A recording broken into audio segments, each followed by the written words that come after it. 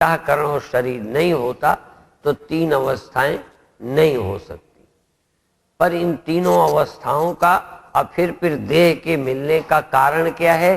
वो है परमात्मा का अज्ञान, परमात्मा से परिचित न होना।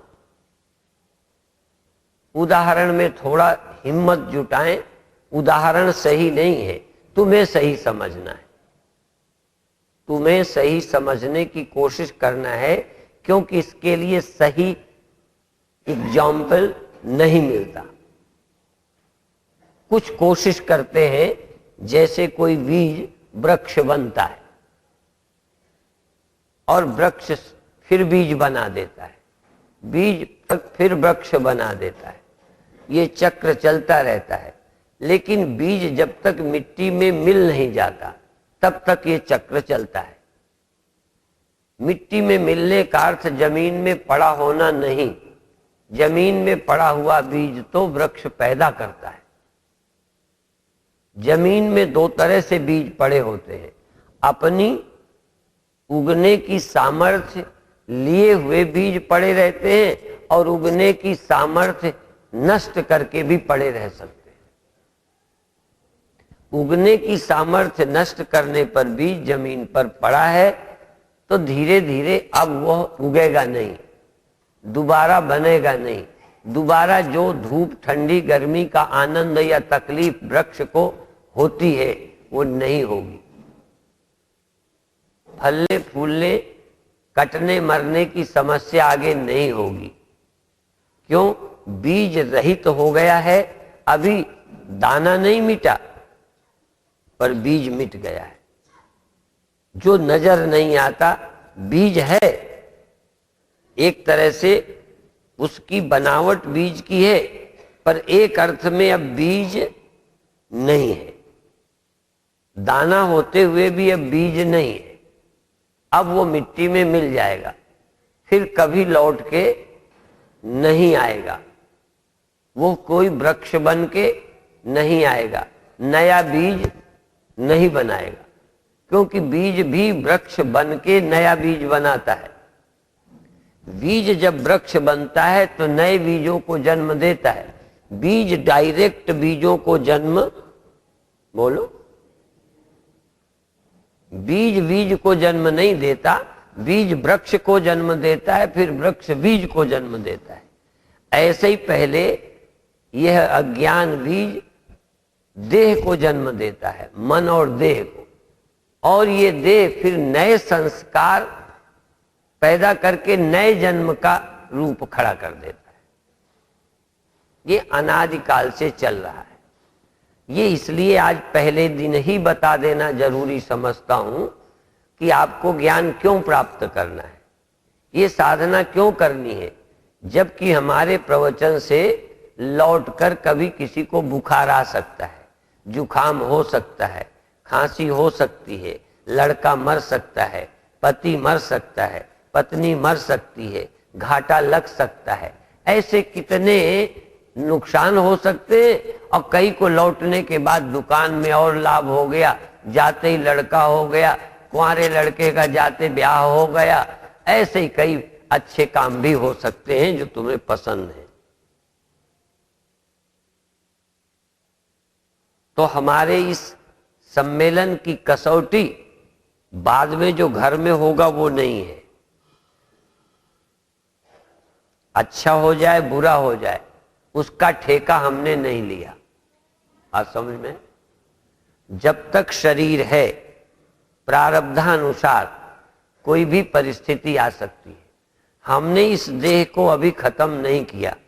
इस देह को खत्म करते तो हमारे सम्मेलन में हमको और हमारे इस सम्मेलन के आयोजकों पर मुकदमा चल जाता। पर हम मारते हैं कि आगे तुम जन्मो ही नहीं। यद्यपि तुमको अनेकों बार जन्म लेने की हत्या कर दी, एक अर्थ में ऐसी हत्या की है कि तुम कभी दोबारा आदमी ही न बनो, जानवर ही न बनो, देह ही न बनो, आओ ही नहीं।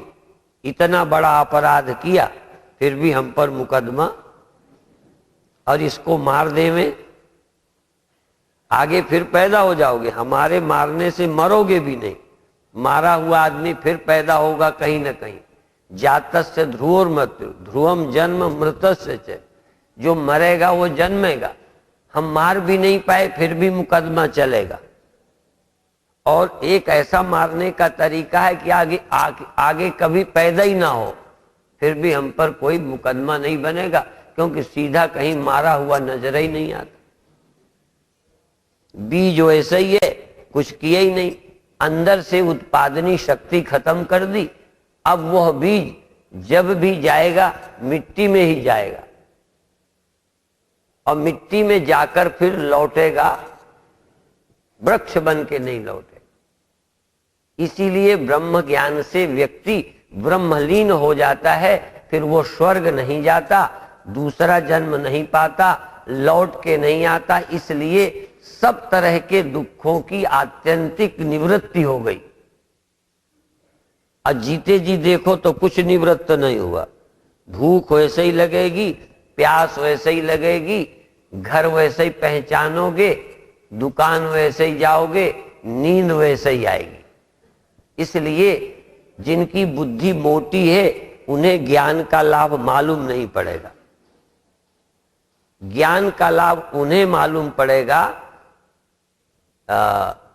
या धर्म का लाभ या अन्य पंथों का लाभ उन्हें मालूम पड़ेगा कि ऐसी कोई बात बताएं जो घर में जाके जुकाम ना हो, बुखार ना आए, लड़का चाहे तो लड़का हो जाए और दुकान अच्छी चल जाए। वो फायदा इसी जन्म वाला तो दिखेगा, पर आगे कभी कष्ट ना होगा वो समझ में आएगा ही नहीं।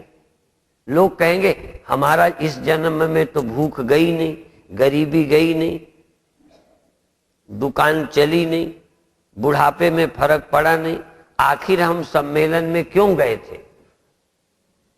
सम्मेलन में इस जन्म के प्रत्यक्ष देह आदि के बुढ़ापा दूर करने गए थे कि जन्म जन्म जब जन्म ही ना हो तो सदा सदा के लिए बुढ़ापा खत्म। एक जन्म का बुढ़ापा नहीं खत्म किया, इस जन्म के बजाय अनेक जन्मों तक होने वाला जन्म, होने वाला बुढ़ापा, होने वाली भूख, होने वाली गरीबी, मरने वाले लड़के, छोड़ने वाली पत्नी, तलाक देने वाला पति, छुट्टी, कोई कष्ट ही ना होगा। लेकिन लोगों को धैर्य नहीं है, कहते आगे तो कभी के लिए ना होगा, अभी तो हो रहा है। यदि तुम्हारे को भी चुनाव करना है तो अभी वाला फायदा तुम जल्दी देख पाओगे कि आगे वाला? इसलिए परमात्मा के जिज्ञासु बहुत कम है, अभी का फायदा दिखता है। जैसे नेताओं को अभी जो फायदा है वो देखते हैं, देश के भविष्य के लाभ को नहीं देखते। कई बार पब्लिक भी तुरंत नेता जो लाभ पहुंचा देते हैं, शराब बांट देते हैं, आश्वासन दे देते हैं, बस इसमें खुश हो जाते हैं। जब बुद्धि कम होती है तो दूरगामी परिणाम हम नहीं देख पाते।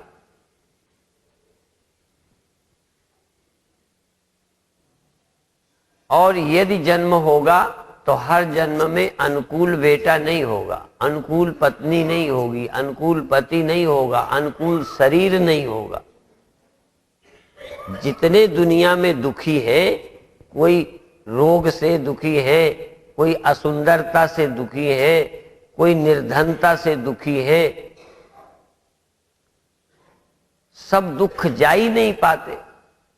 हाँ, थोड़ी देर नींद में नहीं होते, या बहुत करेंगे, थोड़ी देर भजन में लीन हो जाएंगे, मस्ती आ जाएगी। यद्यपि जीते जी कोई प्रभाव नहीं पड़ता, ऐसा नहीं है, ये भी ध्यान रखें। हमारी बुद्धि किसी न किसी से प्रभावित होती है। हमारी बुद्धि जैसे बाह्य जगत के जन्म मरण से प्रभावित होती है, हमारी बुद्धि आत्मा को अनुभव करके जन्म मरण के भय से मुक्त होती है। जन्म मरण का भय, जन्म मरण का कारण अभिनिवृत्त हो